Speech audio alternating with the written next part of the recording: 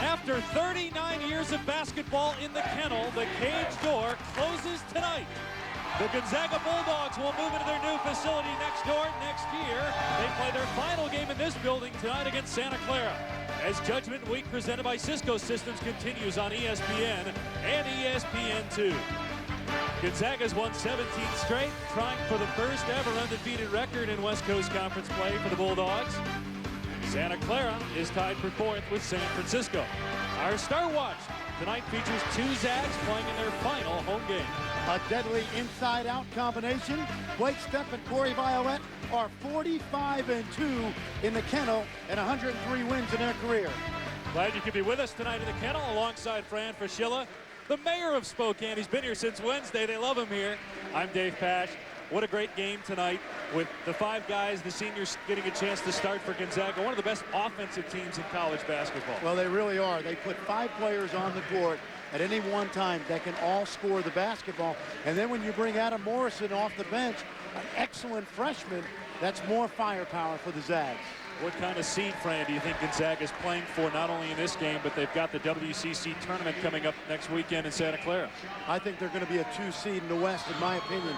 Yes, the WCC is not as strong as some of the major conferences around the country, but the Zags have taken care of business out of conference. Only 2 losses to the 2 undefeated teams, Stanford and St. Joe's.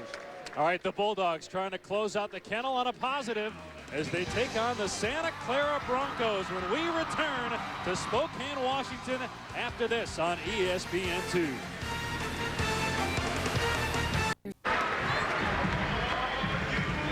Back at the Martin Center, more affectionately known as the Kennel, Dave Pasch and Fran Fraschilla. Judgment Week presented by Cisco Systems continues. Number 5 Gonzaga taking on Santa Clara. Let's look at the starting lineups. We'll start with the Broncos, a 14-14 record, 6-7 in conference. They're led by 2 junior guards, both from Alaska, Kyle Bailey and Deron Perkins. Perkins averaging 13 points per game, Bailey 11.5 points per contest. Dick Davey got his 200th career win as head coach of the Broncos on Thursday as they ended a 4-game losing streak, beating Portland by a point. There are the Zags. They'll start the 5 seniors. Fox, who has missed a good part of this season with a knee injury, along with Skinner, who missed a month earlier this season with a broken hand. Then, of course, the big 3, Violet, Stepp, and Bankhead, who's played very well, had a nice game against Santa Clara in the first inning, 12 second-half points, all on 3s. Mark Few in his 5th year, the head coach for the Gonzaga Bulldogs, has done as good a job at Gonzaga as any coach at any school in college basketball over the last 5 years.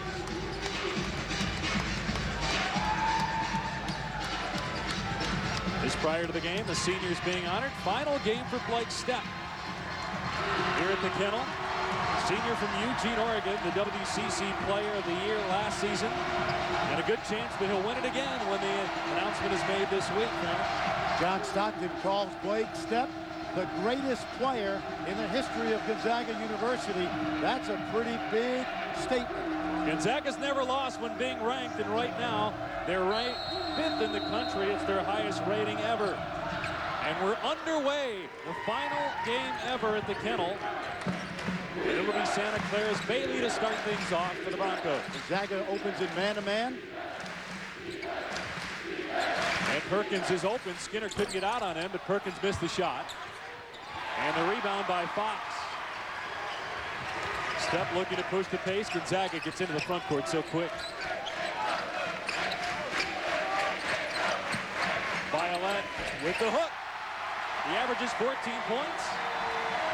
At 14 in the first meeting with Santa Clara. Gonzaga will go inside out early, and that will set up the long-range game of Stepp and Bankhead.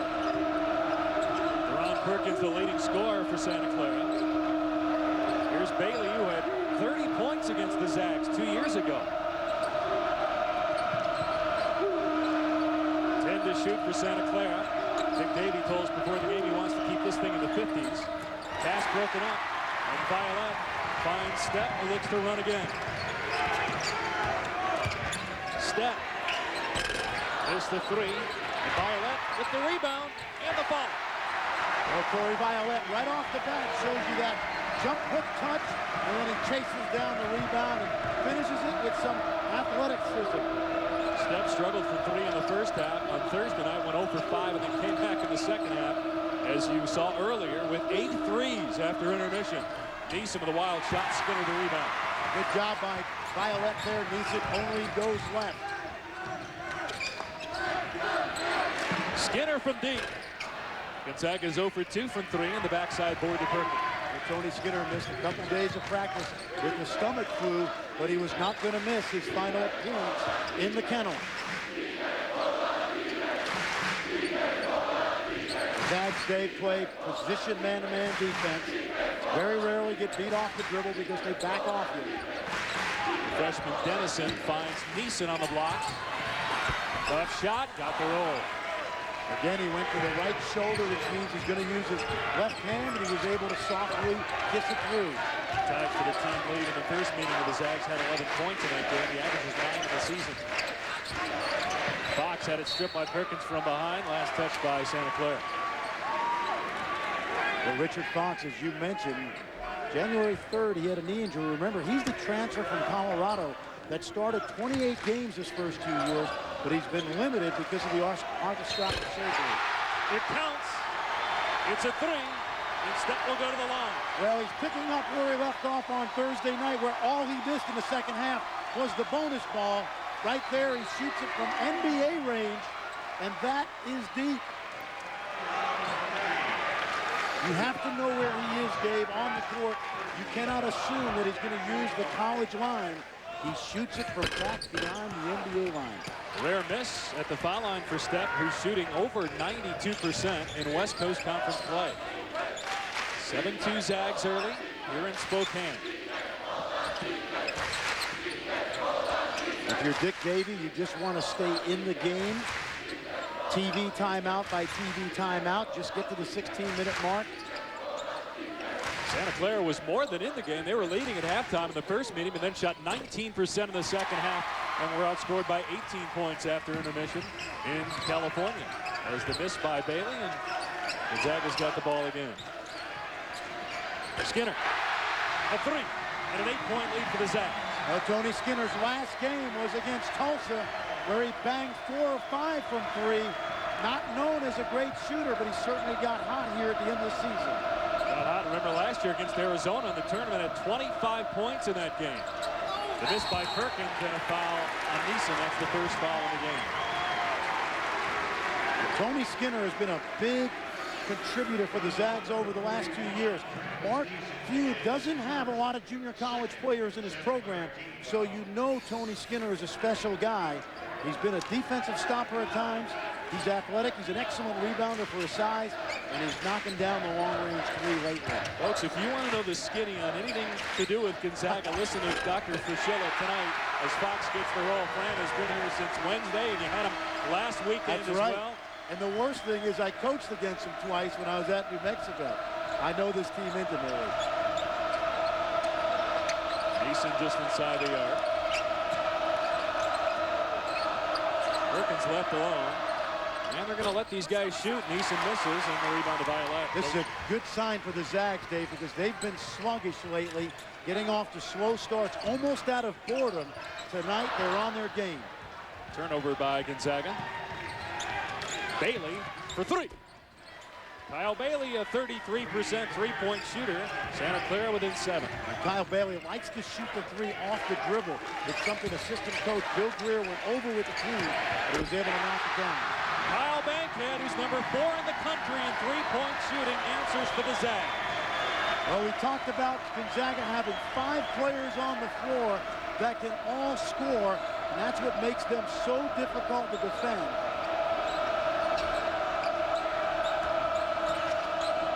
Neeson can't get the roll there. Well, you saw him turn to the right hand, and he came up short. Good scouting report defense that time. Skinner on the drive. Fox follows it up. A 12-point lead for Gonzaga, largest of the day, and a timeout by Santa Clara. Yeah, that's not a bad way for your 5 seniors to get out of the gate on senior night in the kennel. Gonzaga shooting 70% to start. Santa Clara 25%. There are the seniors for Gonzaga. And that's what's amazing is Ronnie Turioff, the leading scorer, didn't start the game. And look at what Gonzaga's doing early on to Santa Clara. One of the things that this underscores is how deep this Gonzaga team is. In 2002, they were knocked off by Wyoming in the first round, but the offense revolved around Dan Dickau, and Blake Stepp played the whole season with an injured knee. Now they not only have scoring punch in the starting lineup, but they can bring weapons off the bench, and they can score both on the interior, and they obviously can shoot the deep three. Looking at the Zags tournament resume, they were 7th according to Insider RPI.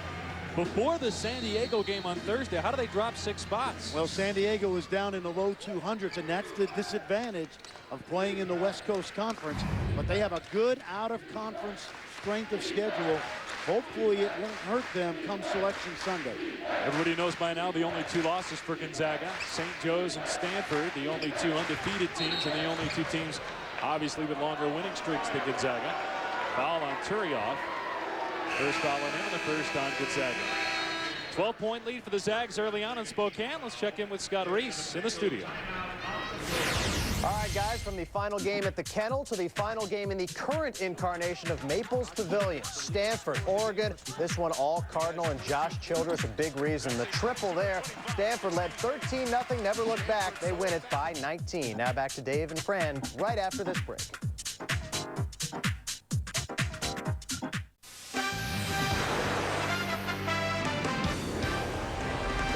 ESPN2's exclusive presentation of NCAA basketball. Brought to you by Subaru. Visit your local Subaru dealer today for great deals during the Subaru all-wheel drive away. Dave Pash, Fran Fraschilla back at Gonzaga. The Zags by 12. Just over 5 minutes gone by. Fran Fraschilla says the Zags should get a 2 seed. Well, you can't go by raw numbers of the RPI when you're talking about Gonzaga, because you cannot punish them for playing in the West Coast Conference. Over the last 5 years, they have taken on all comers and been very successful. Maybe the question should be, should Stanford get punished for playing in the Pac-10 this year? Their strength of schedule is 102. Everybody talks about the Zags. Their strength of schedule is 87, but Stanford's much worse. Pac-10 to Big Ten, as bad as they've been in some time as a conference. Although Washington may have gotten itself an NCAA tournament bid locked up, as Turioff perhaps got poked in the chops. You know what, Dave? Washington's RPI is still in the 80s and 90s, so they've got a lot of work left to do. They've gotten hot at the end of the year, but may not be enough. One of the things Mark Few's concerned about down the stretch of the regular season is to try to keep everybody fresh. And Neeson is a rough customer. He's a guy that battled toe-to-toe with Lawrence Roberts when Santa Clara lost to Mississippi State in overtime at home. Undersized power forward, but he will give out as much punishment as he will take. Well, you talked about that Mississippi State game. Santa Clara went 1 for 9 at the free throw line. Otherwise, they would have knocked off Mississippi State. Yep. 66-61 in December. Santa Clara also played Villanova tough earlier this year, and Nova almost beat Connecticut today as the bank shot falls for Skinner, and the lead is 14 for Gonzaga. Tony Skinner did not play Thursday night because of the stomach flu. Didn't affect the Zags, but it's just one more healthy body that's back. He's got 5 points. That's how many the Broncos have so far. Bailey thought about the triple. Almost picked up the pivot foot.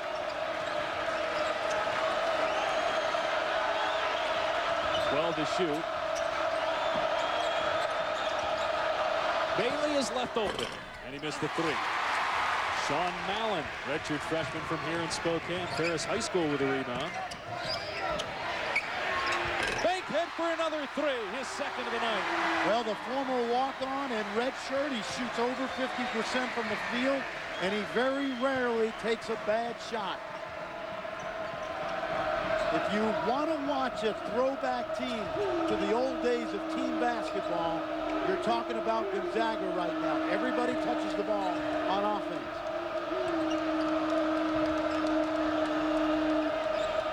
Ethan Rhodey and Perkins with Skinner on him. That's a good matchup. Perkins getting down the lane. It's a blocking foul on Mallon. That's his first personal foul. Coming up following us here on ESPN2 at 11 Eastern, 8 Pacific, it's number 23 Utah State taking on Cal Irvine, all part of Judgment Week, presented by Cisco Systems on ESPN2. What seed do you give Utah State? Well, Utah State will probably be in that 11-12 range because of their league and the RPI. But remember that Utah State last year, that team took Kansas to the wire, missed a 3 to tie it. And Stu Morrill, I don't know what will go on in Salt Lake City with the Utah job, but I'll tell you this, I've seen the guy coach. He's one of the most underrated coaches in the country. I know he's very happy at Utah State, but that man can coach. Earl Knight, who you just saw, into the game along with Adam Morrison. And the free throw falls for Perkins, a 72% shooter, gets 1 out of 2 there. Well, it seems these days that whether you're a 5 or a 6 or an 11 or a 12, that it really doesn't matter, that those teams are pretty close to equal. Well, there's more parity than ever. You don't want to be an 8-9 seed because then you have to play the number 1 seed on the second weekend and you can go home early. But when you look at college basketball right now, from 4 down to 11 or 12, you're talking about a lot of equal teams. Step strong on the 3. Morrison tried to keep it alive. It'll be Santa Clara ball. Well, it seems like these days the 8-9 games usually feature teams that are the last ones to get in, because then if they do win that first round game, they've got to play the number 1 seed. It almost always seems like of the major conferences, the committee puts teams they almost want to get knocked out early in that 8-9 game. Teams that maybe struggle to get in or win into the tournament. Gonzaga by 16, 8-minute mark. 8 minutes into the game, I should say. The final game at the Kennel. Gonzaga will move next door next year to the new Kennel. Bailey for 3.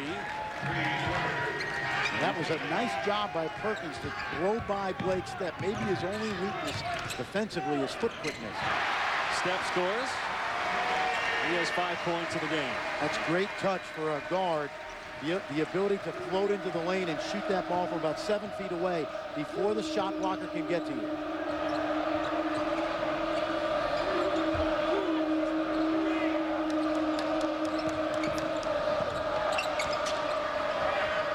Rhodey is left free, but he can't hit the 3.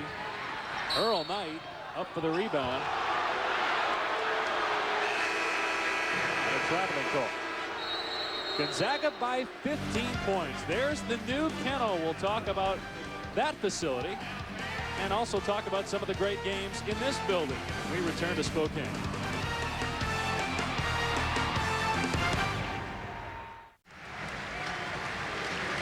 They tried to get Fran out there. He declined. Gonzaga by 15 points. 11:22 to play in half number 1, and the final game ever in this Kennel. They'll move into the new building next door a year from now. Let's take a look at some of the amazing numbers for Gonzaga. 39 years at the Kennel, trying for their 4th undefeated season at home in the last 6 years. 4,000 people are right on top of you. It's a big high school gym, really, but it's turned out to be one of the great venues in college basketball.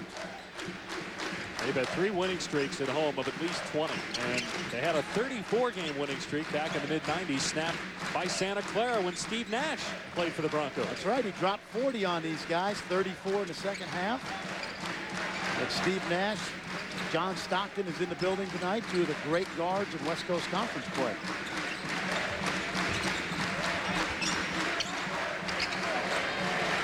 Leggy with a tough shot over Morrison. And it'll be Gonzaga ball. And if you notice the defense that Gonzaga plays, they don't have great foot quickness. They play between you and the basket, force you to shoot over the top. One of the weaknesses, they do give up dribble penetration sometimes. Earl Knight, who gives the Zags a dimension maybe they haven't had in previous years. Well, they call Earl Knight, transfer from Washington, one of the best athletes to play here. He's becoming a basketball player. Young man who averaged 7 points a game at the University of Washington before transferring here. Great high school player in Seattle. Knight just a sophomore, so even though they lose the 5 seniors that started tonight, they've got some players coming back. They've also got some players coming in. As Mallon gets called for a charge, that'll be his 2nd personal foul. Well, to tell you about how good Gonzaga has this going, Sean Mallon. Here you see a top 100 player a year ago. Good position right there by Ethan Rhodey, but Sean Mallon redshirted last year after being one of the top high school players in the West because they have so much depth. He had 2 points the other night that ended a streak of 3 straight games in double figures. Perkins trying to lean in and draw the foul. Nice body control, gets the shot to go. One thing Perkins has done well so far has been able to drive by Blake Stepp, get into the lane. How appropriate that on senior night, the seniors have all the points for the Zags. At the midway mark here in the first half. Knight over 2 Broncos. Well, you don't need to run offense when you have a guy that athletic that can get to the paint, elevate, and still be going up when his defender is on his way down. Brody for 3. And Stepp the rebound. He's a good rebounding guard, averages 5 per game. Almost another turnover, and then Morrison from Violette. Well, the great look by Corey Violette. Nobody concerns himself on this team with who shoots and who scores. That's what makes them special. Gonzaga at 75% from the field. They are #1 in the country, but they're not that good. 52% of the year as Perkins bricked the 3, Leggy the rebound. You talked Thursday night when you did the game with Dave Rebson on ESPN about how Gonzaga in the past may be getting bored in some of these games. They don't seem bored tonight. Well, it's common to happen when your scoring margin in the league is 20 points better than your opponent, but they're starting to get the sense of urgency. I think this is going to be a big 2 weeks for the Zags. You see Bailey with the ability to drive by Blake Stepp. He's got to do a better job of keeping Bailey in front of him. Stepp to Violette. You get the feeling they've done that on more than one occasion over the last 4 years. And another timeout called by Dick David. Blake Stepp, who's #8 in the country in assists, 7 per game, gets his 3rd of the night. Super Tuesday features a college basketball doubleheader on ESPN. First at 7 Eastern, 2 of the top teams in the Big Ten. #15 Wisconsin taking on Michigan State. The Spartans have won 5 in a row. Then #7 Mississippi State meets Auburn at 9 Eastern. All part of Super Tuesday on ESPN. How about Michigan State coming on? 5 straight wins for the Spartans. On a roll. Tom Izzo going into Penn State today. Well, this is what makes the Zags special. You see Corey Violette. Adam Morrison gets loose at the basket. He finds him. And then Blake Stepp, as soon as he gets the rebound, couple dribbles toward midcourt, lob to the rim. Corey Violette at 265. A pretty good athlete for a guy his size. Corey Violette, one of those guys that's really the poster child for Gonzaga basketball. They've started to recruit blue chip big men, but it has really been interesting to see the way the staff has developed a guy like Corey Violette. He's become a very good player, and that's allowed them to sign guys like Sean Mao and Adam Morrison, who are top 100 players. They've got a kid coming in next year from New Zealand who's a 7-footer, Callum McLeod, who is here on the bench, joined the team in practice earlier this month. And also an excellent 3-man recruiting class, David Pendergraft, one of the best players in the West, Stanford recruited. Foul called in Earl Knight. That's the first on Knight and the 3rd team foul on Gonzaga. It's interesting, Dave. You know, I've been nitpicking tonight about being able to guard the dribble. Gonzaga plays a very aggressive, solid 2-3 matchup zone. They really don't use it or need to use it much in conference play, but they will bring it out of their bag of tricks when they get into the tournament, play against some of the top teams that are athletic. The 3 goes for Kyle Bailey. We talked earlier about how he lit up Gonzaga 2 years ago with 6 threes and 30 points. He's got 9 points on 3 of 4 from behind the arc so far in this game. Knight.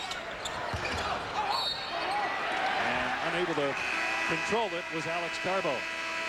It's a 16-point lead for the Zags, trying to get their 18th consecutive win.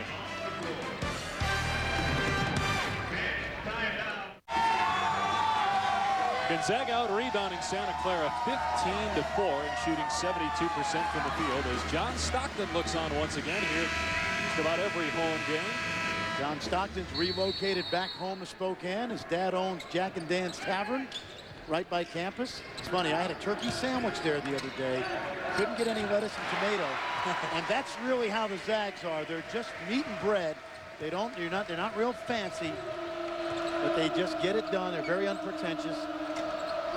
Turioff back into the game after a bloody nose, getting the basket. First points for Ronny Turioff, who's the leading scorer for Gonzaga. That's amazing. Stockton, the all-time NBA leader in assists and steals, yet he's just another guy in this town, in this arena. That's how the people are up here, which is great. Well, we saw him yesterday with jeans and dirty sneakers. He looked like he was working the 8 to 4 shift. Very proud of what the Zags have done. He works out with these guys in the offseason. He's still in great shape. Provides a lot of great counsel and leadership for these guys. Morrison with the offensive rebound, missed the stick back. Rebound Bailey for Santa Clara. Bailey with 9 of the 14 Santa Clara points. Dallas scoring for Gonzaga. 8 players have already scored for Mark Few's team. Well, remember the conference tournament will start next Saturday at Santa Clara, so they will enjoy, at least in the early round, the home court advantage. Of course, the Zags have sold 1,500 tickets for the last 2 rounds. Dennison with a nice finish from Bailey. With a good pass. And Sean Dennison, a freshman from British Columbia, who's getting a lot of valuable experience right now. Not really ready to take on a lot of minutes, but he's into action. Dennison starting his 4th consecutive game. Bailey looking to push the pace, and then says, remember the game plan, slow down. And Dick Davey talked about that, trying to make it a slow game, but Zags have had something to say about that. Patrick with an off-balance shot, draws a foul. That's on Knight, and the second foul on Earl Knight. 4th on Gonzaga. Dick Davies had a lot of success here. He was Carol Williams' assistant at Santa Clara for 15 years. Carol Williams, the father of the modern flex offense. It's interesting, Dave, that Dan Fitzgerald was an assistant at Santa Clara. He brought the flex up here, and he also had 3 young assistants with him: Mark Few, Dan Monson, and Bill Greer. Of course, Dan Monson in Minnesota now, and Bill Greer, Mark Few's right-hand man. But Carol Williams, Dick Davey had a little bit to do with the development of this Gonzaga program through Dan Fitzgerald, who coached here for many years. It's interesting, Fitzgerald in his contract had it written in there that when he left, Dan Monson was to get the job. Monson did the same thing for Mark Few. And you would imagine that if Few ever leaves, that Bill Greer would be the guy. But if you're Mark Few, you got a good thing going here, and he's a pretty down-to-earth guy. And yes, he is. He likes it here. They just bought a new house. It's going to be very difficult to pry him away from Spokane the way the program is developing. There's Greer. There's some good. Bill Greer, he's got to make a decision, because he could be one of the hot assistant coaches in the country, but he also has enjoyed the success of Gonzaga basketball here, and had a lot to do with it, along with Leon Rice and Tommy Lloyd on the bench for Mark Few. Very close group. Bill Greer, the scouting report guru. And Mark Few, I talked about this the other night. He's not going to Utah. He's not going to UNLV. There's very few jobs that really fit him, particularly in the West. I think he's a geography kind of guy. He's from Oregon. And maybe when Lute Olson retires, he'd be a fitting candidate, but he's going to win a lot of games here in the meantime. Turioff with the offensive rebound, and the coaches have to like that. Even though he got smacked in the face, he still comes out and he's aggressive. Well, that's important, because Ronny Turioff, the coaches have been on him about playing harder. He's a guy that really rises to the occasion. He's really, really brilliant in big games, but they need a little more aggressiveness out of Ronny during West Coast Conference play. Travis Neeson commits the foul, his 2nd, the 3rd on Santa Clara. Ronny, a young man some people are talking about as an NBA prospect, but he could be one of the best players in the country next year as a senior. Works inside on Dennison, and Dennison gets the rebound after the miss. Well, good aggressive play right there. Didn't come away with anything, but Ronny Turioff, you want to attack every time. Turioff, 6'10" junior from Paris, France. One of 20 finalists for the Naismith Player of the Year award, and also on the John Wooden mid-season top 30. A lot of people in this area are disappointed that Blake Stepp did not make it to the top 20 finalists. How do you pick your first team all-WCC? As Bailey hits again, he's got 11 points and having his way at times with Blake Stepp. Kyle Bailey's an excellent scoring point guard. Violette from deep wouldn't go. Skinner flies in there. And he and Legge get in a shoving match. The first time these two teams met, Corey Violette and Deron Perkins got into a A little bit of a match that resulted in technicals on both players. Steph gets called for the foul on this play. See Kyle Bailey, excellent off the dribble. He likes to use that rhythm dribble into his jump shot. Much better at that than catching and shooting it. But it's interesting about, you mentioned the aggressiveness. Santa Clara has always been known in the West Coast Conference as being a hard-nosed, tough team. Dick Davey talked about that today, and they've clawed back within 12. And you know, it's not easy when you're a team like Santa Clara with great tradition, and Gonzaga has sort of taken away some of that Santa Clara sizzle. The freshman, Scott Doherty, whose parents attended Gonzaga, cuts the Zags lead to 9 with the three, a 12-2 run. How about this? His dad played here, played in the first game in the Kennel. Violet, last touch by Leggy. So Santa Clara back in the game, down just 9 to the 4-minute mark of the first half. Scott Reese back in the studio. Coming up on the budget halftime report, Stanford and St. Joe trying to stay perfect. One faced a stiff test, maybe not the one you think. Also another road struggle for the UConn Huskies, and Maryland feeling bubblicious. We'll talk ACC at halftime. Now back to the Kennel, Dave and Fred. All right, Scott, Gonzaga leading by 9, but Santa Clara is on a 12-2 run. Kyle Bailey, the leading scorer in the game with 11 points. Young man from Alaska, played AAU ball in the Bay Area. That's where Santa Clara got a chance to see him. He's been a very good player over his career. When in doubt, go to Steph, and he delivers. 8 points now for Blake Steph. Well, the thing you like about Blake Steph, he's very unassuming. He's out there. You don't realize he's there. And then when you leave him open, he cuts your heart out. You see the 2-3 zone now. It's a matchup zone. Try to keep Santa Clara from dribble penetration. Bailey off the dribble. Last touch by Santa Clara's Perkins. Dave, I mentioned the fact that they play a lot of 2-3 zone against the top teams on the non-conference schedule. They really don't need it in the West Coast Conference. Step on the drive. No basket blocking call. 14th foul on Santa Clara. Personal foul on Tibbetts, his first. What do you see Steph as in the NBA? If he is an NBA player, is he a point guard? Is he a 2 guard? Well, the tricky part for Blake Steph is a brilliant college guard.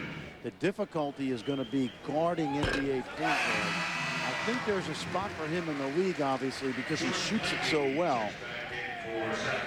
It's going to be interesting, you know, how he adjusts, because I think really guarding people will be a, you know, John Stockton told Mark Few that the one thing Blake Steph does is a very smart defender. He understands positioning on the floor, but you really got to be able to guard those quick guards at the NBA level. Pressure defense by Gonzaga. Santa Clara breaks it. 14-point lead for the Zags. They've scored the last 5 points. 3 minutes to play in the first half. Perkins, the leading scorer, has just 3 points for Santa Clara. You see the shot clock, lower left portion of your screen. Bailey left open again, and he buries it again. 14 points, 4 threes for Bailey. Well, this is a guard-oriented Santa Clara team, unlike the teams in the past.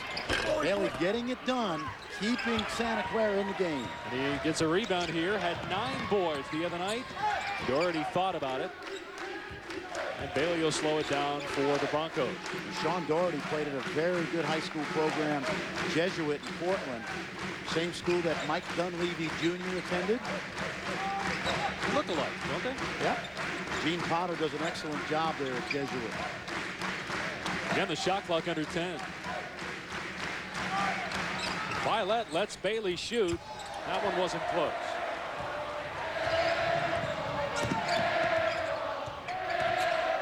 Violet left the basketball, and it's a turnover, the 4th for Gonzaga. And Blake Steph not happy with that. It's funny, in the Tulsa game, he threw 2 passes to Earl Knight that he dropped out of bounds. 2 layups, and Leon Rice told Earl Knight early this week, he said, "Do you remember those 2 you dropped?" He said, Earl Knight said yes. He said, "Blake remembers them too. He's going to stop throwing them to you if you don't start catching them." Steph's had a couple turnovers so far in this game. Also has 10 points and 3 assists. The 10 points lead the Zags. And Bailey, the man with the ball, has 14 to lead Santa Clara, and a good pass, but Patrick can't finish.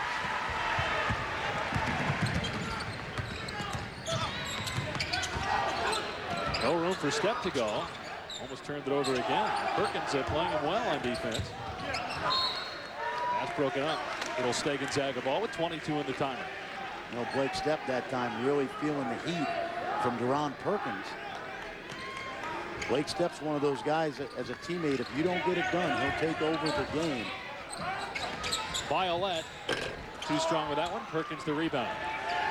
This is what we talked about, Dave, as far as Gonzaga getting bored in the late stretches of the season. They get out to a 17-5 start, and they put it on cruise control, which is not what Mark Few wants going into the NCAA tournament. The advantage they have is 10 days off after the conference final to go back to a mini training camp almost, and they're going to get great competition in practice every day between that first and second units. Guarantee you that.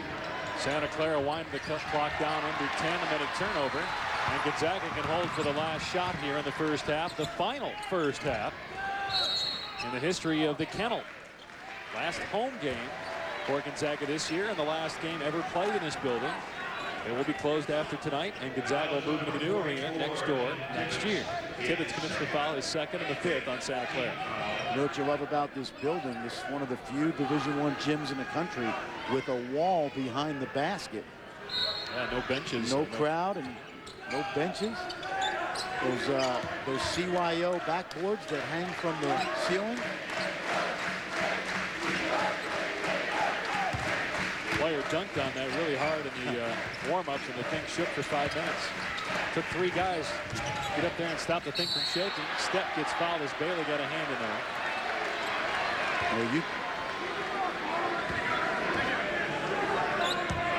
There you go. You see the basket hanging from the roof and the ceiling. Nobody behind that basket. No crowd.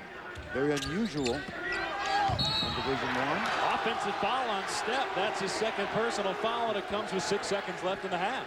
Really interesting. Deron Perkins has done a great job of bothering Blake Stepp. And you know what? What you see right here, Deron Perkins, and that's a charge. Blake Stepp a little frustrated, but it's interesting, Dave. Blake Stepp was frustrated Thursday night, going 0 for 5 in the first half, and then scoring 24 in the second half. Let's see what he does when he comes out after the break. Trying to cut it to single figures. Leggy can't get the ball to drop.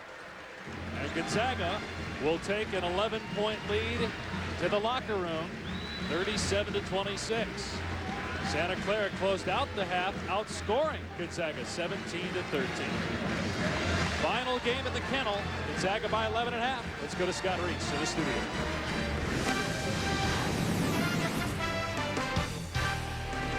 All right, guys, thank you much. Going to shut down the Kennel there and move to the building next door. The folks on the Stanford campus getting ready to shut down Maples Pavilion temporarily. Renovations, a new Maples next year. So this is the final game in the current incarnation, and the Cardinal celebrating with the triples. Matt Loddick for 3, Josh Childress from the other side, and then Childress from just about the same spot. The Cardinal 9 of 16 from deep, trying to stay undefeated. Chris Hernandez, 3 of his 10. It's 13-0 Cardinal, and it's Childress working hard on the glass, working on his 5th double-double. Stanford by 13 at that point. Good ball movement. Childress again, a career high, or a game high, 29 points, a dozen rebounds, and a funky-looking cap as the Cardinal go on to win it 76-55. They improve to 25-0 and finish out the season undefeated at home. 2 more Pac-10 games for Stanford at the Washingtons next week.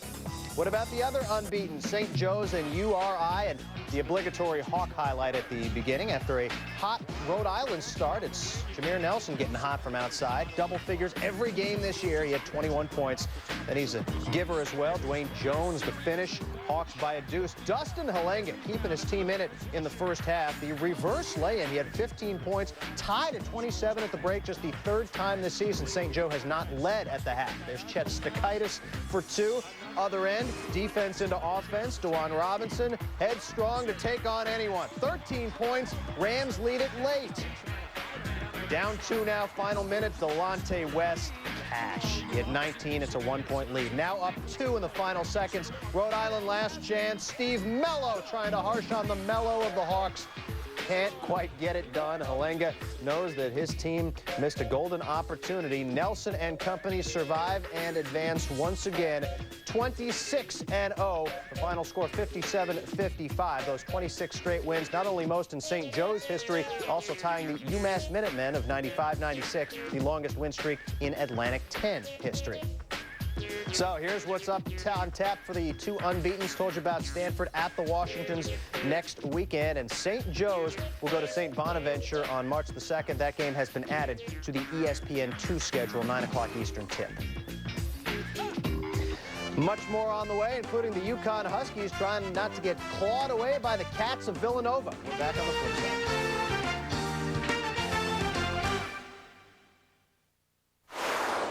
Welcome to the Budget Rent-A-Car Halftime Report.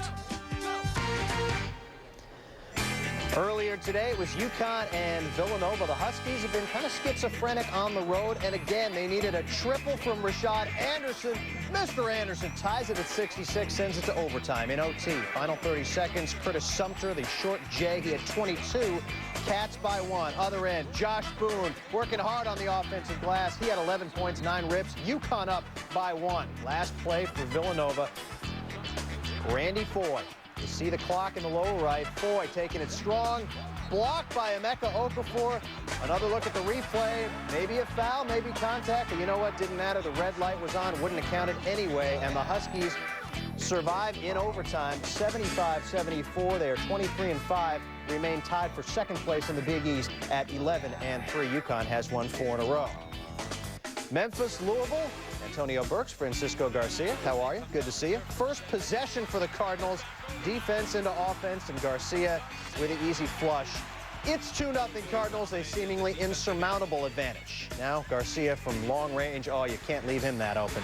Drano, it's 12-4. More D into O. Garcia had a whale of a ball game, taking it coast to coast for the lay-in. He had 18 points, 8 of 19 shooting. Here, another triple from Francisco. This from straight away to put Louisville up by 13, under a minute to go. Closer game now, but Otis George, the exclamation point.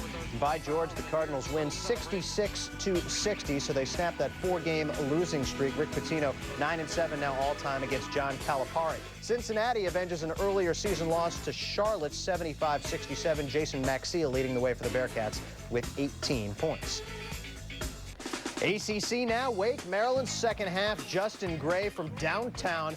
The Deacs with a season-high 13 triples, and they're cruising. Maryland trying to keep it close. Travis Garrison, the throwdown, just too much Justin Gray. Ball fake and the triple in stride. He had 22 points.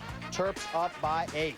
DJ Strawberry picking, giving up to Chris McCray for the lay-in. And again, it's close, but too much long-range bombing. Teron Downey for 3.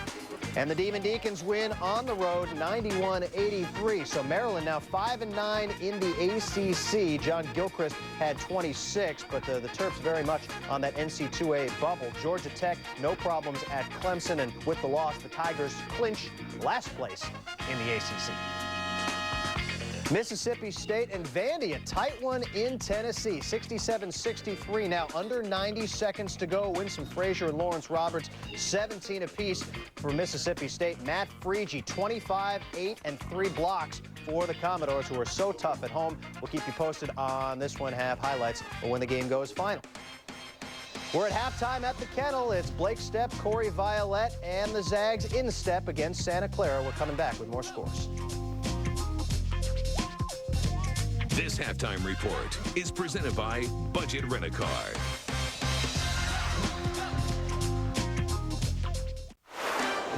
Welcome back to the Budget Rent-A-Car halftime report.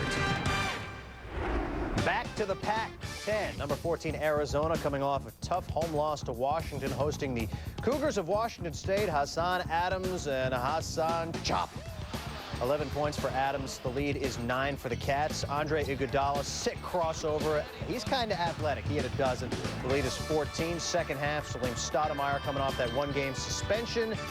True on the triple. Zona, 72-60 winners.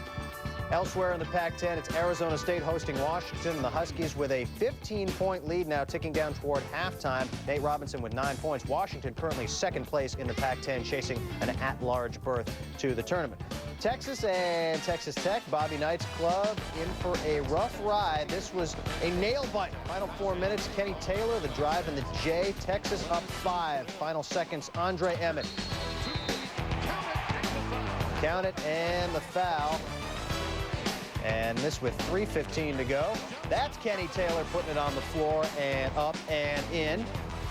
Now Texas is up by 7, but it's a 3-point game in the final seconds. Emmett, clang off the front iron, gets his own rebound, chucks it up, beat the clock. Not so much. So the Horns hang on 74-71. Elsewhere in the Big 12, Oklahoma State, a 7-point win over Baylor. Ivan McFarland, 24 points and 9 rebounds.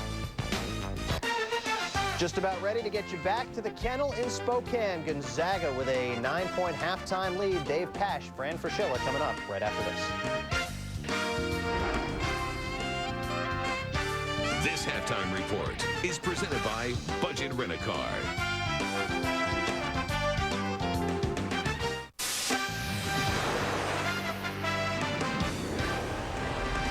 ESPN2's exclusive presentation of Judgment Week is presented by Cisco Systems. This is the power of the network now.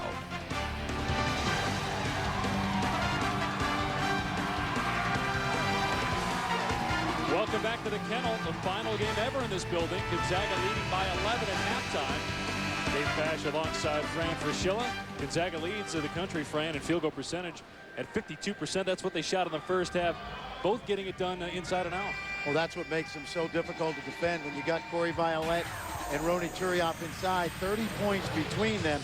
If you leave them open one-on-one inside, they can kill you. But when they collapse the defense, when the defense tries to take away the inside, they're very adept at kicking it back out. And when you got Bankhead and Step out there, makes it very difficult for a defense to decide which way to pick their poison. Santa Clara just 32% shooting, and they're last in the West Coast Conference in field goal percentage. Gonzaga with a healthy rebounding margin. Bailey, the leading scorer in the game. Step had 10 for the Zags in the first half. If you want to know about why they're such a good team, 11 of those 15 baskets in the first half came off assists. Gonzaga, 67% of their baskets on the season off a pass. Neeson is left free. Kind of backing up as he shot it. Violette is fouled. Well, Mark Few again going with the 5 seniors. Foul on Perkins. That's his second personal foul, first in the half. Gonzaga started 12 out of 16 from the field, closed 3 for 13, still leading by 11 and now 13.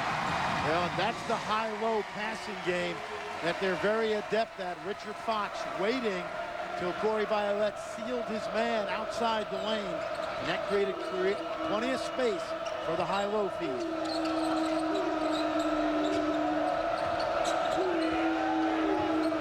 This is Bailey, who had 14 in the first half. 15 to shoot for the Broncos.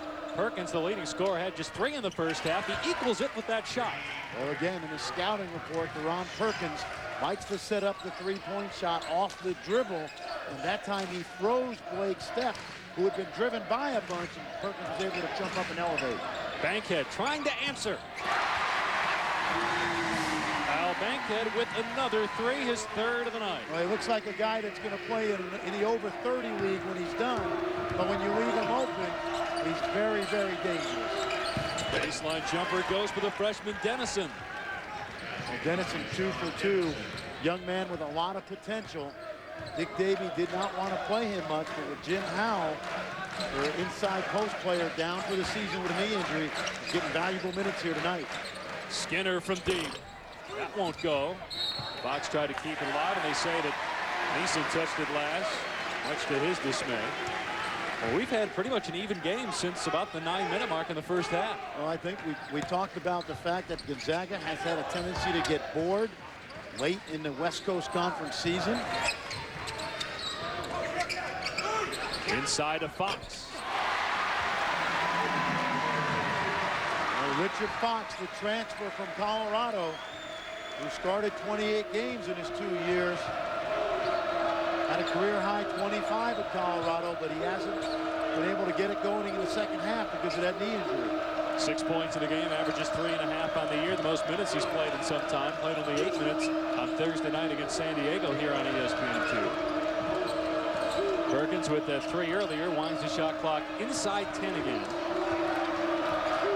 Right now it's at 6. Deep 3, bricked by Perkins. The follow won't go for Dennison, but a foul call on Fox. Tomorrow, the World Golf Championships Accenture Match Play Championship begins at 10 a.m. Eastern on ESPN2. Then at 2 Eastern, coverage switches to ABC Sports. Tiger Woods against Davis Love III. Great matchup there. 2 of the heavyweights. Should be fun to watch on both ESPN2 and ABC. Dennison, a 61% foul shooter. They have had a Canadian at Santa Clara, at least one, 8 of the last 12 years on the roster. That includes the 4 years that Steve Nash was at Santa Clara. Right, the British Columbia native. He's got a lot better hairdo now than he did when he played. As you'll see a little bit later when we do our flashback, 25 years of college basketball here on ESPN. Some of you may not recognize Steve Nash. Violette, who has a new hairdo this year.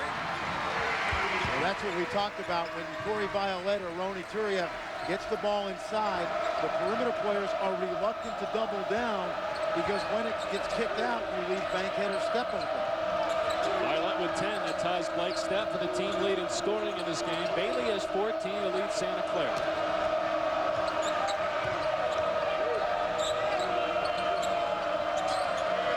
And the shot clock inside of 10. Wild shot by Perkins. That thing almost rolled over and in. Foul on Stepp. Well, keep an eye what we mean on outside in. That time you see Corey Violette sizing up whether the double team is coming. Patrick comes a little late, so he's one-on-one on Leggy, and he finishes Leggy off. Third personal foul on Blake Stepp. Second on Gonzaga in the half. Ronny Turioff going to come into the game and replace Fox. Looks like for now Mark Few's going to stick with Blake Stepp. You like the move? Well, when you got a 13 or 12-point lead, really any move you make right now is a good one. But if Blake Stepp does pick up that 4th foul, it'll be interesting to see how Mark Few reacts. Of course, Derek Ravio is coming off a career high on Thursday night. Freshman point guard from Vancouver, Mountain View High School. Mountain View High School in Vancouver, Washington, Dave, produced a number of quality Zag players, including Richie Fromm, Dan Dickau, Zach Gord. And a nice pipeline for the Bulldogs. Ravio could be the point guard next year. We talk about the Canadians. They've got a player coming from Montreal. Yep. Skinner missed the off-balance shot. Violette rebounded by Patrick. Santa Clara has a chance to close inside of double figures. And an offensive foul call on Patrick. First on him, second on Santa Clara. Santa Clara playing tough basketball here in the last 15 minutes. They were down 22-5. They trailed by 11, 4 minutes into the second half.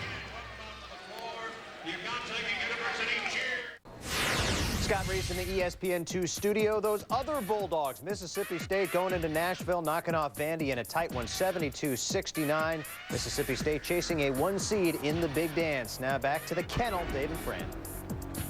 All right, Scott, and Mississippi State will be part of Super Tuesday on ESPN. At 9 Eastern, taking on Auburn. That follows Wisconsin and Michigan State on ESPN Super Tuesday. We saw your 1 and 2 seeds earlier. You got Mississippi State as a 2 seed. Fran, where's Kentucky? Well, Kentucky's right behind them, 19-4. Mississippi State 21-2. That seed will be contested, I think, in the SEC tournament. Winner, if either one comes out, will probably get the higher seed. How good is the SEC in your opinion as Turioff misses and Violette the rebound? I think the SEC has some good teams, but I think it's a little bit overrated. There were not a lot of quality non-conference wins by the Southeastern Conference. Shot clock at 7 and a foul called on Leggy. Tangled with Violette. That's the first on Leggy. And the third on Santa Clara in the half.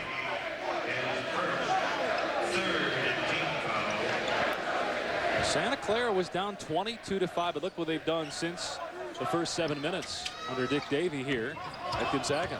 Well, Gonzaga really having trouble containing Perkins and Bailey. And Bankhead getting it going. 4 threes, 12 points tonight. Well, Kyle Bankhead came in shooting 52% from 3, and by my math, that percentage has gone up, and he only takes open shots. And you say, why is he open? It's because they've got 5 guys on the floor that can score for Gonzaga. Patrick fails to answer, and Stepp looking to push the pace. Bankhead is 4th in the country in three-point shooting. Gravio comes off the bench, is 3rd in the land in three-point shooting. Turioff, fortuitous bounce into his arm. That's the kind of aggressiveness Mark Few is looking for from Ronny Turioff. Feels at times that he takes off in games where he knows that Gonzaga is in control. He's always stepped up big in big games. Remember that loss to St. Joe's, first game of the season in Coaches versus Cancer. He only played 5 minutes. And in the Stanford loss, he was in foul trouble for a good part of that game. Perkins for 3, way off the mark. Rebound by Dennison. And a double dribble is going to be called. That's the 5th turnover against Santa Clara. Allen back into the game for Gonzaga. Violet will go to the bench. You know, Dave, expanding on that point about Kyle Bankhead, he's the 5th option when opponents try to stop Gonzaga. They talk about Turieff and Violet inside, and of course Blake Stepp. And so people, even though Kyle Bankhead's a great shooter, they really don't focus on him, and he finds himself free, and he's lethal when you leave him open. Skinner looking for Turioff, instead throws it away. And Bailey going to go on Stepp and pulls it back out. And you see now Gonzaga back to the 2-3 zone.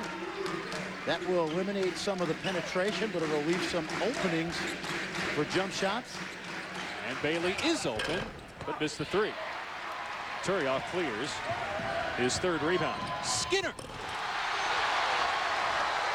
Well, Gonzaga lulls you to sleep. Tony Skinner got out on the wing. Santa Clara slow in transition. Tony Skinner showing a little bit of that hops that he brought from Northeastern Junior College in Colorado. 7 points for Skinner. Timeout, Santa Clara. Tony Skinner to the goal. The Zags by 18. Updating you now from the MVC. Southern Illinois putting its 15-game win streak on the line. 2 seconds left. Darren Brooks, length of the court to Sylvester Willis, the buzzer beater, and it's a charmed life for the Salukis. They win 72-71. Now back to Spokane, David Frank. Zaga on a 7-0 run, and the Zags, like Southern Illinois, trying for a perfect record in the conference. Will do so if they hang on to beat Santa Clara. Well, one of the things you got to be undefeated at this point in the year is a little lucky. You saw Southern Illinois, St. Joe's probably playing one of its worst games of the year. And what you have to do over the course of a season is win the games when you play poorly. Of course, Stanford beating Arizona on a buzzer beater, so little good fortune is important to be undefeated in conference play this late in the basketball season.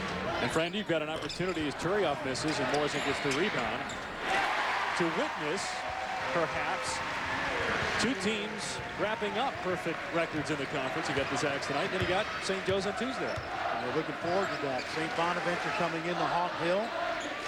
And Jameer Nelson will play his final home game Tuesday at 9. Be on ESPN. Santa Clara was down 11. It seemed like about 3 seconds ago. Now it's back to a 19-point lead. Well, they don't have a lot of scoring droughts, Gonzaga, again, because they put so many people on the court that can score. Perkins almost made that with 1 on the shot clock. Not the look that Dick Davey wanted.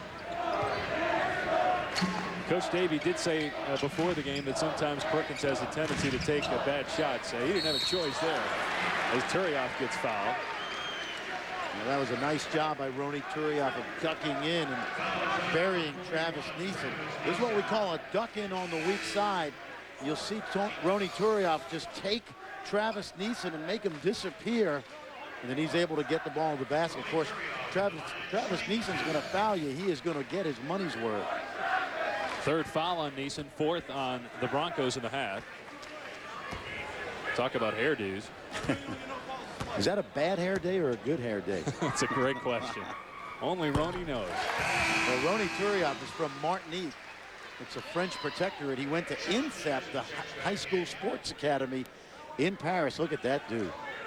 And he was a guy that coming out of INSEP, guys like Jerome Moiseau, who played at UCLA in the NBA, Tony Parker.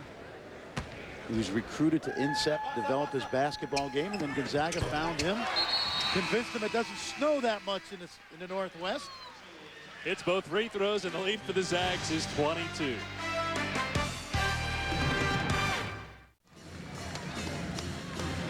Gonzaga by 22. Dave Pasch with Fran Fraschilla at the Kennel. And as good as Gonzaga is this year and has been over the last 5 years, probably have to go back to the mid-50s to find the best team in the history of this conference. That's back when Bill Russell and Casey Jones played for San Francisco. That's exactly right. Be hard to go against Bill Russell, obviously one of the 2 or 3 greatest players maybe in the history of the NBA. And of course that Don's team of the late 70s, Bill Cartwright, Winfred Boynes, James Hardy. Team that was very, very good. Quentin Daly a little bit later in the early 80s. And of course, under Mark Few and before then Dan Monson, the Zags have been the best team in this league. Ball last touched by Santa Clara. It's a really balanced league. You know, Gonzaga is on a great run right now, but Santa Clara, of course, Pepperdine's been very good through the years. St. Mary's, Loyola Marymount. Loyola Marymount with Hank Gathers and Bo Kimball, of course. San Diego will be back next year, healthy. You know, you talk about the NCAA tournament of the West Coast Conference. There have been some great wins for this league. Santa Clara becoming the second 15th seed to be the 2 seed. Yep.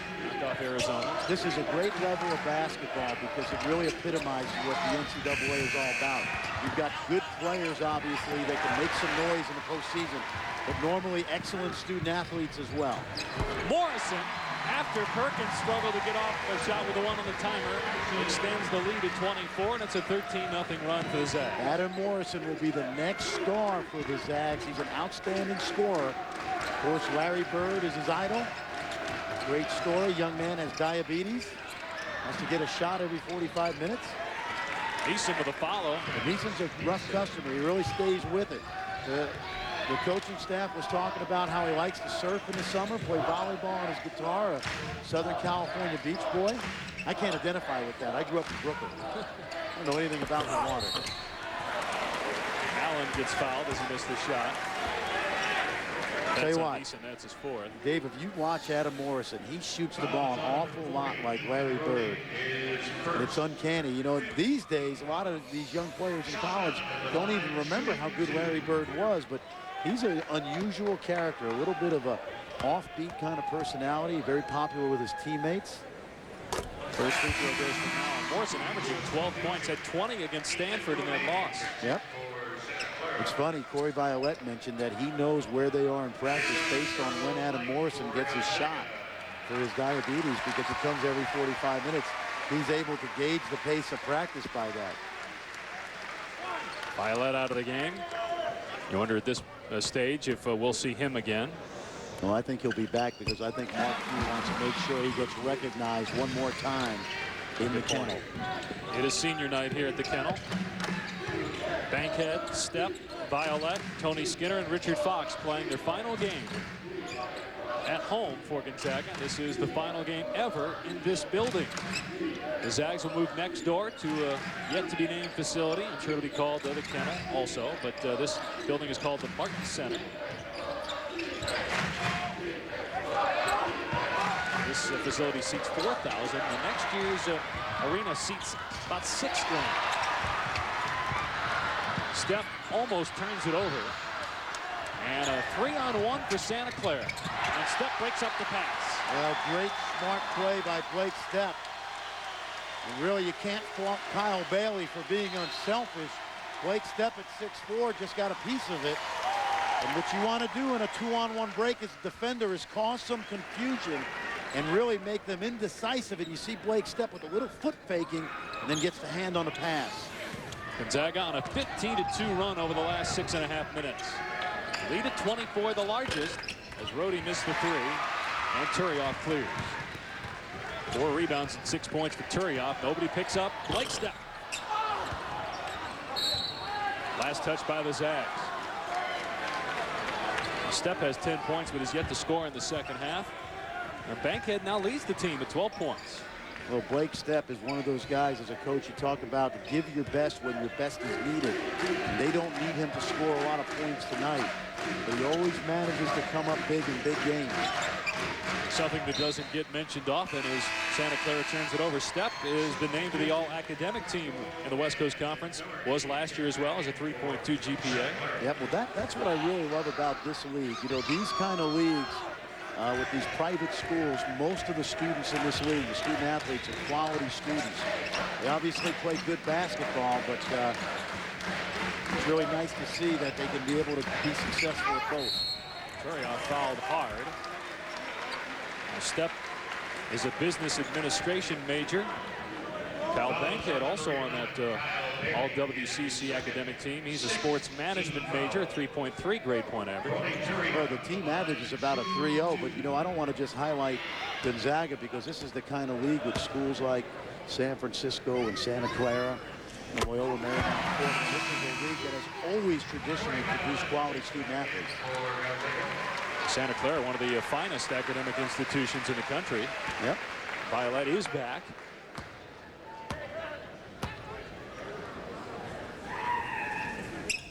Eight points now for Ronny Turioff. We're at the Kennel, the final game ever in this building. Dave Pasch alongside Fran Fraschilla. Gonzaga ranked 5th in the country, their highest ranking ever. And following us on ESPN2, number 23, Utah State, taking on Cal Irvine. Out of mid-majors ranked this year. I don't know if you call St. Joe's a mid-major, but they're not a major program. Yeah. Look what they've done this year. And even Gonzaga doesn't want to be classified as a mid-major. They're a high-major team right now in a mid-major league. Dennison gets the basket. A great look by Kyle Bailey. He's really given Gonzaga trouble tonight off the dribble. Morrison. Nice touch. Well, that soft touch is the touch of a scorer. Again, you highlighted the fact that he gets a lot of points in a short amount of minutes. He will be the next prolific scorer here for the Zags as Stepp and Violet lead. Could have been goaltending. Leggy and Turioff, and Turioff's been very, very aggressive tonight. Got hit in the face earlier. Got a bloody nose. Now he gets called for a foul, or Leggy's going to get called for the foul, the second on him and the 6th on Santa Clara.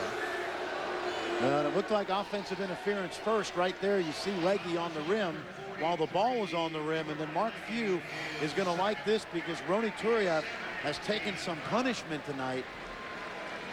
Mark Few wanting to make sure that Ronny Turioff stays aggressive as they get ready for NCAA tournament play, because Ronny Turioff is a guy that is a terrific talent, but there are times where he goes through the motions and they want him to be a better rebounder. Fran, do you think there'll be pressure on Gonzaga when they go to the NCAA tournament? They've been begging for a good seed for many years. They're probably going to get it. Not only will they be playing for their fans, but also for mid-major teams everywhere. Well, I think the biggest thing that Gonzaga has to guard against is that they have not had to play a very difficult, challenging game since December 20th when they lost to Stanford. Even the teams in the ACC and the SEC right now, every one of those games, when you look at Texas, Oklahoma State on ESPN on Monday night, very high-pressure games. Whether you win or lose those games, Dave, it allows your team to stay at a high-intensity level. Gonzaga doesn't have that luxury, and that could be a problem. Do you think that St. Joe's was helped by what happened to them today against Rhode Island on ESPN? Well, I definitely think so. As Bailey knocks down that three, because what happens, as I mentioned earlier, when you play a 30-game season, there's 5 games where you play absolutely horrible. There's 5 games where you play great, and the other 20 is what your season is all about. And today, St. Joe's won a game where they really didn't play their best, and that's a good sign. St. Joe's won by 2, and again, their game on Tuesday against St. Bonaventure. Be an ESPN game. Well, Hawk Hill, very similar to the Kennel, 3,000 fans. Obviously, it'll be difficult to get a ticket. 11 points now for Stepp to go along with 7 assists. That's his average, which is good for 8th in the country. Make it 12. And the Zags with their largest lead of the night, a 26-point edge for Mark Few and company.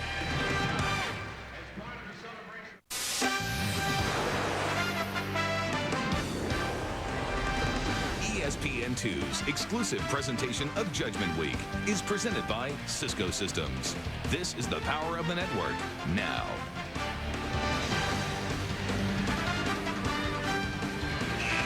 Gonzaga by 26. Under 8 minutes to play in the second half.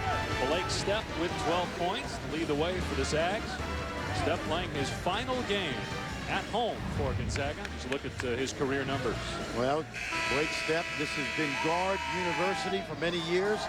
John Stockton, Matt Santangelo, Richie Fromm, Dan Dickau, amongst others. Blake Stepp, John Stockton called him the greatest Zag ever. Pretty high praise. You agree with that?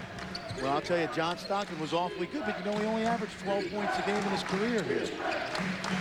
Had that great senior year, averaged about 20 per game as Perkins hits the long three. It was a first-round pick of the Jazz, and the rest everybody knows. Morrison over the basket.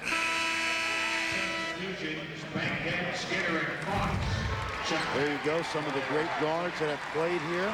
And interestingly enough, as you see that list, Richie Fromm and Matt Santangelo taking the Zags within a minute or so of going to the Final Four at 99, losing to the eventual national champion UConn Huskies. But this has become more than guard you, as guys like Furieff and Violet Morrison have developed along the front line, with more to come. Sean Mallon. Another deep three for Perkins. Back to a 20-point lead. Well, one thing Dick Davey has got to feel good about is Deron Perkins and Kyle Bailey certainly giving them a lift. And remember, the conference tournament will be at Santa Clara next weekend. Perkins with 14, 11 in the second half. Gonzaga did not win the conference tournament last year, lost to San Diego, which had a good showing in the NCAA tournament. Yep, down at the Jenny Craig Pavilion in San Diego, also known as the Slim Jim. That's right. Fox put up and under. Tell you what, when you can't jump, the best thing you can do is use your head fake. And a foul on Santa Clara. A step goes down. All 5 seniors on the floor right now for the Zags. Bailey commits his 3rd foul. That's the 8th on the Broncos. Well, I think Mark Few is going to make sure we get under that 5-minute mark.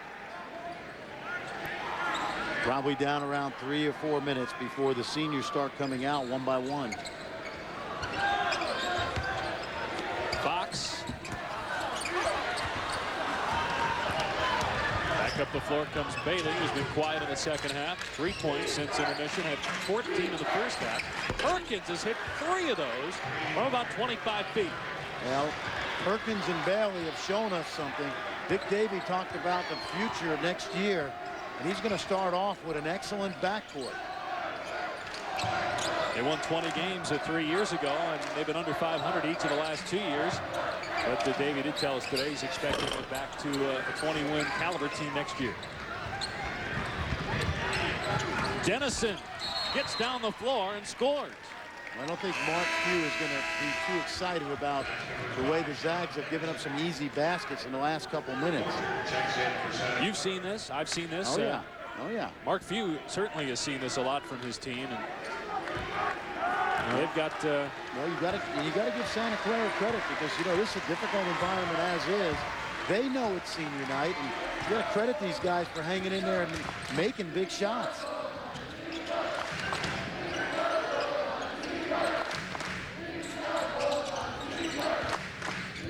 On the shot clock. Gonzaga is so used to blowing teams out at halftime. It's got to be hard to get up for that last 7 minutes of the game, Fred. Well, it is, and it's hard to keep your team sharp. 3 on the timer. Skinner with the offensive rebound and a reset for the Zags. That's one of Tony Skinner's strengths. He's an excellent rebounder for his size, and he anticipated the missed shot. You know, Kyle Bankhead missed that because he was inside the 3-point line. Stepp can't get it to go. Santa Clara trying to cut it to 15. Or if Perkins hits one of those moonshots, maybe 14. Well, it's interesting. This highlights a little bit of one of Gonzaga's weaknesses. His quick guards, both Bailey and Perkins, have given them trouble tonight. One thing that I think would be a concern of the Zags going into NCAA play. Patrick for three. And it'll stay Santa Clara basketball. And everybody knows that St. Joe's beat Gonzaga early in the year, but they came into the kennel 2 years ago. Jameer Nelson dropped 34 on the Zags. So quick guards could be an issue come NCAA tournament time. That win in December of 2003 ended a 29-game home winning streak for Gonzaga. Under 10 to shoot. Perkins can't get that one. Violet clear. That was a key possession for Santa Clara, but they fail to come up with points. Well, now I think Gonzaga will use the block. You see they're running a little bit of a flex offense. Back screen, down screen. Continuity. Foul on Santa Clara. It's going to be the 10th team foul. It's on Bailey. Make that Perkins. That's his third personal foul. Do you have some teams in your mind that you think could give Gonzaga trouble if they were to come up against those teams in the tournament? Well, you know, I think a perfect example would be a team like St. Joe's with very, very good guards. That has been a great matchup the last 3 years. St. Joe's winning the last two because of guys like Nelson and Galante West. You know, as far as big teams, they match up well with big teams because of Violet and Turiak. But a team with a quick point guard could be an issue for them. Richard Fox leads for the final time. The senior from Denver, transfer from Colorado, playing his final home game. 8 points, 3 rebounds for Fox. Well, he's a guy that's been a very popular member of this team, kind of the star of ESPN's this season with the Zags that we've shown throughout the basketball year. Skinner missed the second one. Dennison the rebound. Still a 17-point game. Perkins missed the layup. And now we've got a timeout, an official time, as Ethan Rohde hobbles to the sideline.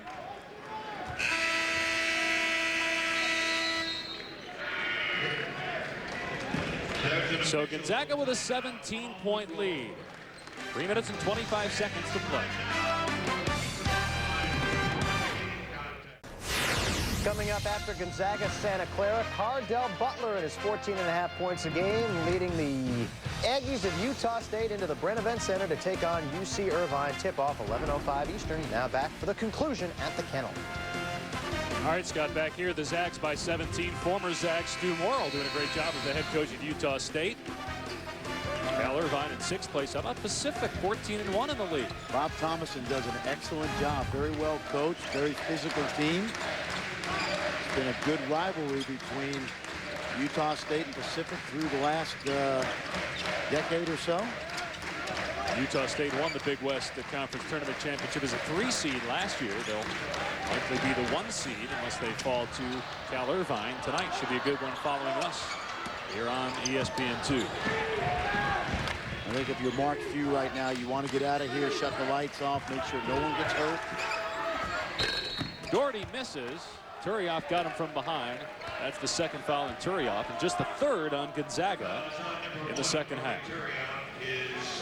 Well, we mentioned Doherty before. His dad played here. Was a Gonzaga Zag, played on the first team that played in this gym. Mom and Dad are here tonight. Doherty a walk-on from Portland, Oregon. And this will be the final time that Tony Skinner will leave this floor. 7 points, 5 rebounds for the senior from Albuquerque, New Mexico. As I mentioned earlier, there's not a lot of junior college players that this staff recruits. You got to be a special guy to be able to fit in because you only have 2 years with which to develop chemistry with your teammates.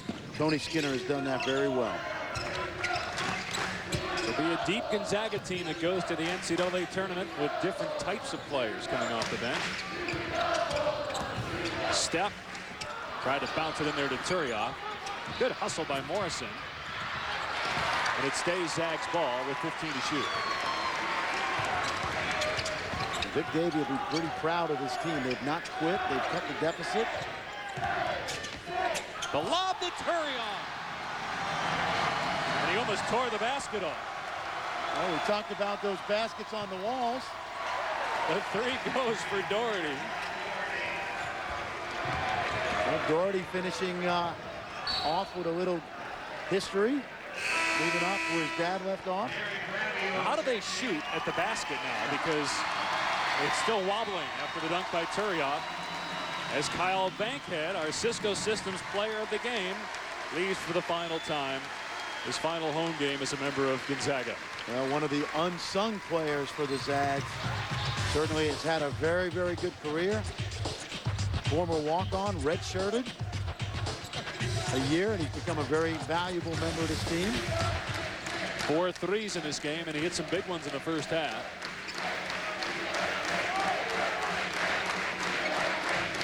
Former walk-on, senior from Walla Walla, Washington. Under 10 on the timer. 6 as Steph hits the fadeaway. And I think it's time for Mark Few to go down the bench, and that'll put the exclamation point on Blake Stepp's kennel career. The baseline J goes once again for Dennison. Hit a couple of those. And Dennison, a big young man who's had to be pressed into service at the end of the year, but these are the kind of experiences as a freshman that'll really help you develop. Get a chance to play in this kind of environment against the number 5 rated team in the country.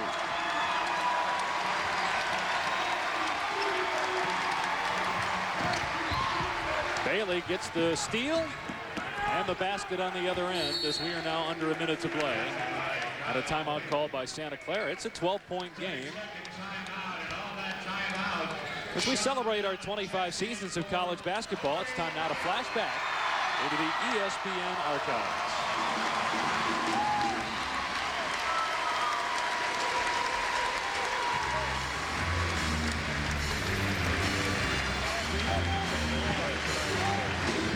Play basketball for some time to come.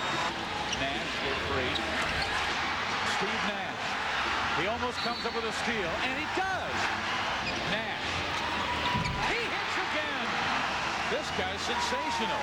Steve Nash with a career high for the true freshman in the biggest game of his life. And fortunately, that fade cut look is out. Steve Nash, one of the sex symbols of the NBA now. Very popular in Dallas, where I live, and a great player. Look at how Dick Davies' teams fared with Steve Nash playing guard for them. Very, very similar to John Stockton and Dan Bickhouse and the type of career he had here. They beat not only Arizona, but they have 5 wins over top 25 teams. Beat number 4 UCLA the year after they won the national title. Beat 13th ranked to California with Jason Kidd and Lamont Murray. I want to underscore, Dave, that Mark Few's not going to be happy about this. They did not put Santa Clara away. Again, when you lead, when you average a 20-point margin of victory in conference, you can get a little complacent. Violet is out for the night, and so is Blake Stepp. What a career at Gonzaga. And a nice gesture by Kyle Bailey, who gave him a big hug as Blake Stepp left the court. One of the great guards in the history of this program. Rabiot gets both free throws, and it's a 14-point game. We've seen at times this year that when Stepp struggles or is out of the game, that things change for the Zags, so they're going to need to Stepp at his best in the tournament.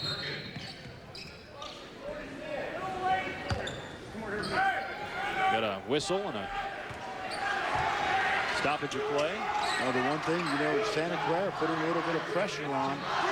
They're not going to quit, and Dick Davey will be happy with this performance after that 22-5 deficit they started out the game with. A timeout called by Gonzaga. The Zags ripped it open in the second half. And a one-time led 70-48, but again, And 51 of the 76 points tonight scored by Gonzaga seniors. Well, it's interesting. You watch Mark Few, and I know what he's thinking. I've been through that, where you should really bury a team, and then you allow them to hang around. And there's going to be an awful lot on the film tomorrow that he will go over with his team, because they have not played great basketball. And credit Santa Clara for really hanging in there. And of course, their guards have been outstanding tonight. Don't forget, coming up following us on ESPN2, 23rd ranked Utah State meets Cal Irvine. That's in Irvine. Utah State, one of those possible bracket busters people want to know about. You want to tune in so that when that bracket comes out on Selection Sunday, you'll know a little bit more about Cardell Butler. Foul on Santa Clara. So right now you've got the Zags as a 2. I do. Yep. They're gonna, if they're obviously 25-2 right now. They will be tested in the tournament, because Pepperdine and St. Mary's have the capability of giving them some trouble. Randy Bennett's done a great job at St. Mary's, and Paul Westfall's Pepperdine team very explosive offensively and playing well right now. Mark Few said earlier this week that if the Zags went out, that they deserve consideration for a 1 seed. What do you think of that? Well, the way it came out, the headline was not exactly. It made Mark Few look like he was asking for a 1 seed. And if I were him, I would want my team to be a 1 seed. But I think he's realistic enough to know that a 2 seed would be, I think, ideal. It really doesn't matter if you're a 1 or a 2. They'll probably go to the Key Arena in Seattle, where they're undefeated in their careers there. Yeah, they beat Missouri this year there, when Missouri was ranked 4th. Bailey from way out. Mallon the rebound. Ahead to Morrison and Turian. That says all you need to know about how unselfish these Bulldogs are, because Adam Morrison gave up the 2 points for his teammate. The final seconds wind down in the history of this great building, the Kennel. Gonzaga will move into a new arena next door next year, and they will close out the Kennel on a positive note. It'll be their 4th perfect home season in the last 6 years. It'll be their 18th straight win and a perfect record in the conference, as you see Turian throw it down. Adam Morrison will be the leading scorer in this program in the future, and for him to pass the ball like that is a great show of team play. Gonzaga wins it by 16. Blake Stepp with 14. Were you disappointed by what you saw at all, Fran? No, you know what? Gonzaga is an excellent basketball team. They have been somewhat unchallenged in conference play. They're going to have to get it back, not only going into West Coast Conference tournament play, but that 10-day break going into the NCAA tournament. I believe they're a 2 seed, and they'll stay out west. Gonzaga wins 80-64. Stay tuned for Utah State and Cal Irvine and Big West action coming up next. For Fran Fraschilla and our entire ESPN crew, I'm Dave Pasch. Once again, the final score, Gonzaga 80, Santa Clara 64. To Scott Reese in the studio.